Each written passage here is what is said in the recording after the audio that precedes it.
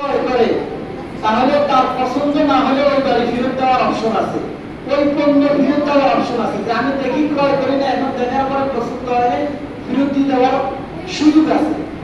এর জন্য আল্লাহ পাক রব্বুল আলামিন আদম আলাইহিস সালামকে জান্নাত দেখাইলেন, জান্নাতের নিয়ামত দেখাইলেন, জান্নাতের সৌন্দর্য দেখাইলেন। এই সৌন্দর্যমণ্ডিত বালাখানাটা আদম আলাইহিস সালামের সন্তানদের জন্য বরাদ্দ করা হয়েছে। তো সন্তানদের পক্ষ থেকে বাবা বাড়ি দেখছেন, জমি দেখছেন, এখন আর সন্তানদের দেখার প্রয়োজন নাই। তা আল্লাহ পাক রব্বুল আলামিন ঈমানের পরীক্ষা নেবেন, আমলের পরীক্ষা নেবেন। ঈমান আর আমলের পরীক্ষার জায়গা হলো দুনিয়া। এই জন্য আদম আলাইহিস সালামকে ছলে বলে কৌশলে আল্লাহ পাক রব্বুল আলামিন দুনিয়াতে পাঠিয়ে দিয়েছেন। দুনিয়াতে পাঠানোর পরে এখন আল্লাহ পাক রব্বুল আলামিন পরকালের রাস্তা কি হবে, পরকালে কল্যাণের রাস্তায় কিভাবে মানুষ যাবে, জান্নাতের রাস্তা কিভাবে মানুষ চুজ করবে, নির্ধারণ করবে, সেটার জন্য আল্লাহ পাক রব্বুল আলামিন একটা গাইডলাইন দিয়েছেন। সেটার নাম হচ্ছে কোরআন। কোরআনের ভাষা আরবি। মানুষ আল্লাহর মনের ভাব বুঝা মানুষের সাধ্যের বাইরে। আল্লাহ এক শব্দের ভিতরে হাজার ব্যাখ্যা, হাজার বিশ্লেষণ রাখছেন। ওই বিশ্লেষণ ব্যাখ্যা মানুষের ক্ষুদ্র জ্ঞানে ধারণ করা মানুষের পক্ষে সম্ভব নয়। এই জন্য আল্লাহ পাক রব্বুল আলামিন আল্লাহ তাআলার ফুরুজাত আল্লাহ পাক রব্বুল আলামিন কুদরতিভাবে যে ইলমে লাদুনি দান করেছেন, এমন এক মানবকে দান করেছেন, যিনিকে আল্লাহ পাক রব্বুল আলামিন মানব জাতি থেকে নির্বাচন করিয়া তিনার ভিতর নবুয়তের মোহর দিয়া আল্লাহ পাক রব্বুল আলামিন দুনিয়াতে পাঠাইছেন। তাদেরকে বলা হয় রিজালুল্লাহ, নবিয়ুল্লাহ। তাদেরকে পাঠাইছেন কেন? যাতে করে আল্লাহ পাক রব্বুল আলামিন যে জ্ঞান দান করেছেন, ওই জ্ঞানের আলোকে কোরআনের সঠিক ব্যাখ্যা করিয়া মানুষকে জান্নাতের রাস্তা বলে দিতে পারে। তাহলে কোরআন আমাদেরকে জান্নাতের রাস্তা দেখাইবে। কোরআন আমরা বুঝতে অক্ষম, এই জন্য আল্লাহ পাক রব্বুল আলামিন নবী রাসূল পাঠিয়েছেন। নবী রাসূলগণ কোরআনের ব্যাখ্যা বিশ্লেষণ আমাদেরকে বুঝিয়ে দিয়েছেন। এই ব্যাখ্যা বিশ্লেষণ যেটা বুঝিয়ে দিয়েছেন সেটাকে বলা হয় হাদিস। রাসূল কারীম সাল্লাল্লাহু আলাইহি ওয়াসাল্লামের অসংখ্য অগণিত হাদিস আল্লাহ পাক রব্বুল আলামিন রাসূলের জবান দ্বারা পাঠ করিয়েছেন, বলিয়েছেন। ওই হাদিসগুলোকে বলা হয় সুন্নাত। এখন কোন ব্যক্তি পরকালে জান্নাতে মুক্তি পেতে হলে, কোন ব্যক্তি পরকালে নাজাত পেতে হলে, কোন ব্যক্তি জান্নাতে যেতে হলে তার জন্য দুইটা রাস্তা, এক হলো কোরআন আর এক হলো সুন্নাত। যে ব্যক্তি কোরআন মানলো, সুন্নাত মানলো না, ওই ব্যক্তির জন্য জান্নাতে যাওয়াটাও কঠিন। যে ব্যক্তি সুন্নাত মানলো কিন্তু কোরআন মানলো না, ওই ব্যক্তির জন্য জান্নাতে যাওয়াটা কঠিন। জান্নাতে যেতে হলে করতে হবে কি? কোরআন মানতে হবে, সুন্নাত মানতে হবে। রাসূল কারীম সাল্লাল্লাহু আলাইহি ওয়াসাল্লাম যা করেছেন, সাহাবায়ে কেরাম যা করেছেন, এগুলোকে সুন্নাত বলে। আলাইকুম সুন্নতি ওয়া সুন্নাতুল খুলাফায়ে রাশিদিন আল মাহদিয়্যিন। যে তোমাদের উপর আমি রাসূলের সুন্নাত এবং আমার খলিফাদের যে সুন্নাত রেখে গেছে, এই সুন্নাত যদি তোমরা আঁকড়ে ধরতে পারো তাহলে তোমরা পরকালে নাজাত পাইবে। আল্লাহ পাক রব্বুল আলামিন আমাদেরকে রাসূল কারীম সাল্লাল্লাহু আলাইহি ওয়াসাল্লামের ইত্তেবা করার জন্য, রাসূল কারীম সাল্লাল্লাহু আলাইহি ওয়াসাল্লামের আদর্শ পালন করার জন্য দুনিয়াতে পাঠিয়েছেন। এখন আল্লাহ রাসূল সাল্লাল্লাহু আলাইহি ওয়াসাল্লামের আদর্শের মধ্যে যতগুলো সুন্নাত আছে, আল্লাহ রাসূলের আদর্শের মধ্যে যতগুলো নিয়ম কানুন আছে, সমস্ত নিয়ম কানুনগুলো উম্মতের জন্য করণীয়, আবশ্যক। এই করণীয় ক্ষেত্রে কিছু সুন্নাত আছে, কিছু করণীয় আছে যেগুলো ঐচ্ছিক, করলে সওয়াব, না করলে গুনাহ নাই।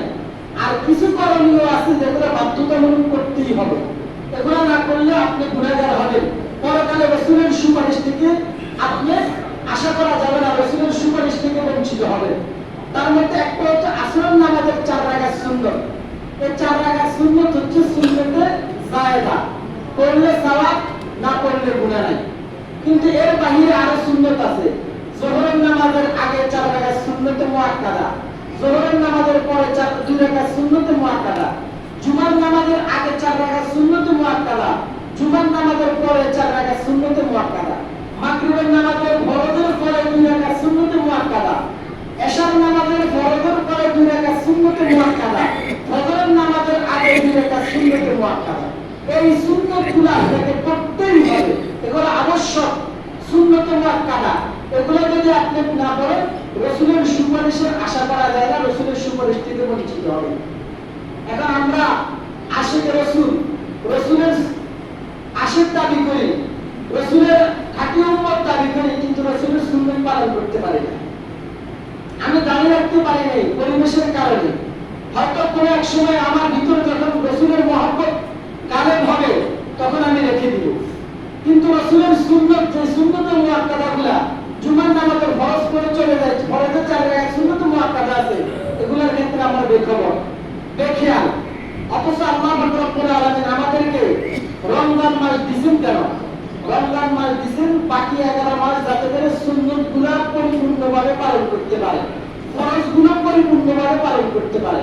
রমজান মাসটা হলো আমাদের জন্য প্রশিক্ষণের মাস। এখন প্রশিক্ষণ আমার ভালো হয়েছে না দুর্বল হয়েছে, প্রশিক্ষণ আমি পাকাপোক্ত করতে পেরেছি না প্রশিক্ষণে আমার ত্রুটি আছে, বিচ্যুতি আছে, সেটা আমার বাকি 11 মাস চলনে, আমার বাকি 11 মাস আমলে বুঝে যাবে। যদি আমি বাকি 11 মাস সুন্নাত মোতাবেক চলতে পারি, বাকি 11 মাস যদি আমি আল্লাহ রাসূলের সেই সুন্নাতগুলো রাসূল বলে গেছেন করে গেছেন সেগুলো আমি পালন করতে পারি, তাহলে আমার প্রশিক্ষণ পাকাপোক্ত হয়েছে। আর যদি ওই সুন্নাতগুলোর ক্ষেত্রে আমি উদাসীন থাকি, গাফেল থাকি, তাহলে আমার প্রশিক্ষণ পাকাপোক্ত হয়নি। রমজান মাস আমাদেরকে শিক্ষা দিচ্ছে কি, যে রমজান মাসে আমাদের পেটে তীব্র ক্ষুধা, আমাদের ঘরে হালাল খাবার, আমাদের কলিজায় পিপাসা, ফ্রিজে ঠান্ডা পানি, তারপরও খাই নেই। দুনিয়ার কেউ দেখবে না, দরজা জানালা বন্ধ করে আমি খেয়ে যদি পরিতৃপ্ত হই, কেউ দেখবে না, দেখবে কে? আল্লাহ। তারপরও মানুষ খাই নাই কেন? যে আল্লাহর ভয়ে, আল্লাহ আছে, আল্লাহ দেখতেছে। কেউ দেখে না, আল্লাহ দেখতেছে। এই ভয়ে আবদ্ধ ঘরে মানুষ ঘোরা করে নাই, আবদ্ধ ঘরে মানুষ রোজা বন্ধ করে নাই, আবদ্ধ ঘরে থাকা সত্ত্বেও মানুষের পেটে তীব্র ক্ষুধা সত্ত্বেও হালাল খাদ্য গ্রহণ করে নাই।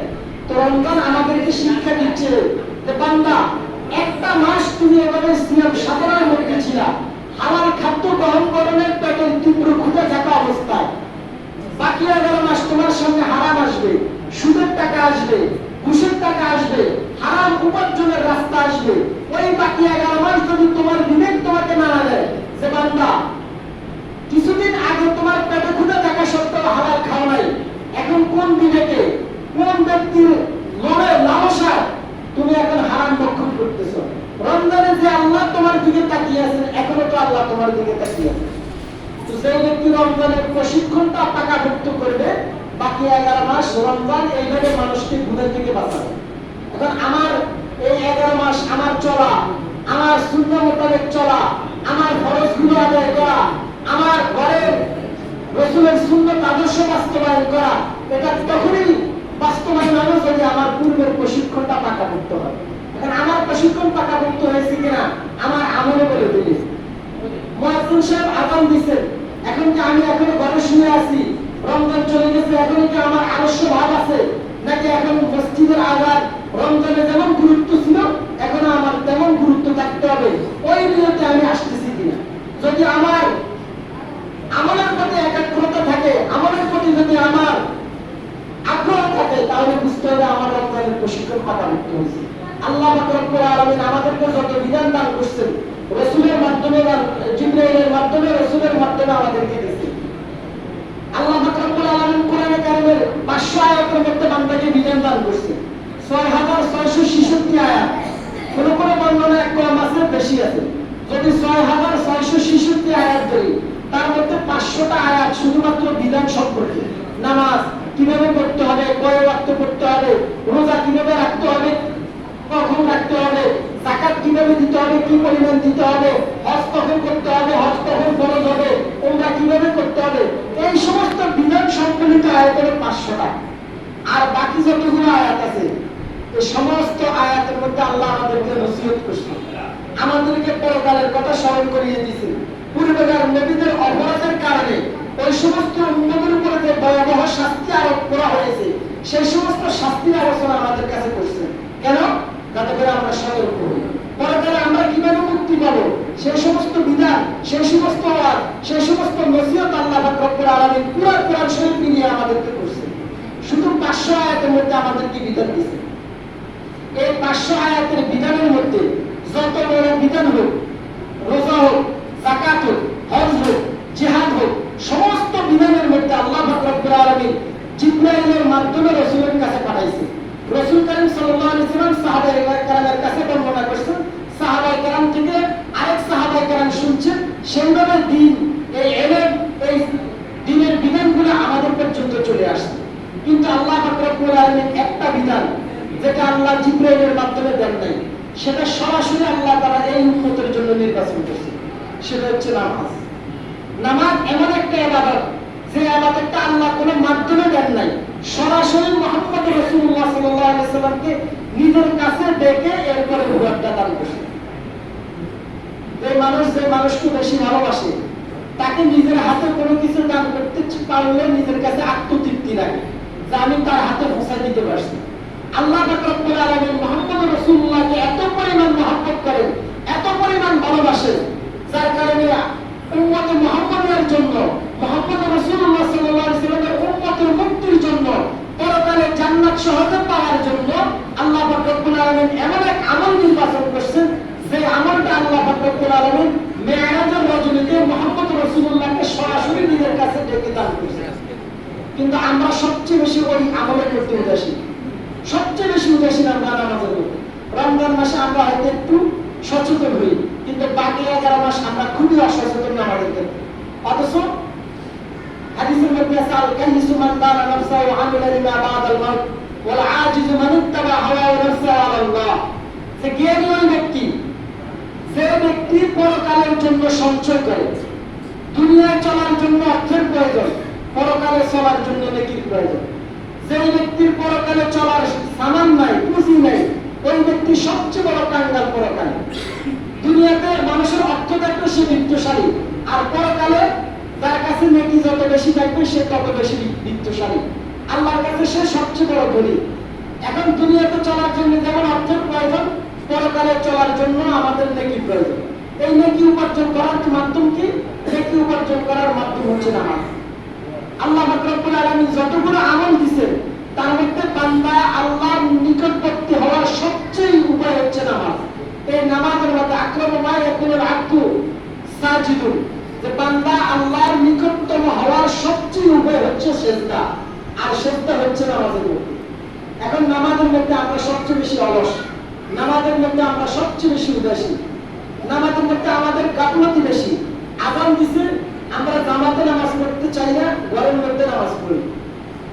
অথচ রাসূল করিম সাল্লাল্লাহু আলাইহি ওয়াসাল্লাম বলেন, আমার মন চায় যদি ঘরে বৃদ্ধ, শিশু এবং নারী না থাকতো, তাহলে আমি বলতাম কিছু লাকড়ি জমা করো, ওই লাকড়ি দ্বারা ওই সমস্ত ঘরগুলো জ্বালিয়ে দাও যে এই সমস্ত ঘরের মধ্যে প্রাপ্তবয়স্ক পুরুষ মসজিদে না আসে ঘরে শুয়ে আছে। দেখেন মুহাম্মদ রাসূলুল্লাহ সাল্লাল্লাহু আলাইহি ওয়াসাল্লাম উম্মতের জন্য কত দরদি, কত মেহেরবান, কত সহনশীল, কত দয়ালু। যে উম্মতের জন্য মুহাম্মদ রাসূলুল্লাহ সাল্লাল্লাহু আলাইহি ওয়াসাল্লাম নিজের চেয়ে বেশি উম্মতের ফিকির করতেন, সেই নবী যখন উম্মতের ঘরগুলো জ্বালিয়ে দেওয়ার জন্য বলতেছেন, তার মানে উম্মতের কল্যাণ অবশ্যই মসজিদের নামাজের জামাতের মধ্যে আছে। যদি মসজিদের নামাজের জামাতের মধ্যে না থাকতো তাহলে মুহাম্মদ রাসূলুল্লাহ সাল্লাল্লাহু আলাইহি ওয়াসাল্লাম এত বড় ধমকি, এত বড় ওয়াইদ উম্মতকে দিতেন না যে আমার মন চায় ওই সমস্ত ঘরগুলো জ্বালিয়ে দিতে, ওই সমস্ত ঘরের মধ্যে প্রাপ্তবয়স্ক পুরুষ শুয়ে থাকে, যদি ওই ঘরের শিশু না থাকতো তাহলে ওই ঘর জ্বালিয়ে দিতাম। এত বড় ধমকি কেন দিছে? এই উম্মতের কল্যাণ, এই উম্মতের পরকালের মুক্তি নামাজের মধ্যে নিহিত আছে। যে ব্যক্তির নামাজ ঠিক, তার অন্যান্য আমলগুলো ঠিক হয়ে যায়। আর যে ব্যক্তির নামাজের মধ্যে গাফলতি থাকবে, অলসতা থাকবে, ওই ব্যক্তির অন্য আমলের মধ্যে ত্রুটি আসবে। যে তার লেনদেনে ত্রুটি আছে, তার কথাবার্তার মধ্যে রুক্ষতা আছে, মানুষের সাথে ভালো ব্যবহার করতে পারে না, তার কথা দ্বারা মানুষ কষ্ট পায়, তার জবান দ্বারা মানুষ কষ্ট পায়, তার হাত দ্বারা মানুষ কষ্ট পায়, প্রতিবেশী হিসেবে তার দ্বারা মানুষ কষ্ট পায়। আর তার আমল ঠিক থাকবে, দেখবেন তার অন্য কতগুলোর আমলগুলো আল্লাহ শুদ্ধ করে দিবে। হাদিসের মধ্যে আছে যে যারা নামাজ পড়ে পরিপূর্ণ শুদ্ধতার সাথে ওযু করে, রুকু সেজদাগুলো খুশু খুজুর সাথে একাগ্রতার সাথে আদায় করে, নামাজ ওই ব্যক্তির জন্য দোয়া করে যে আল্লাহ পাক রব্বুল আলামিন তোমাকে ওইভাবে হেফাজত করুক যেভাবে তুমি আমি নামাজকে হেফাজত করছো।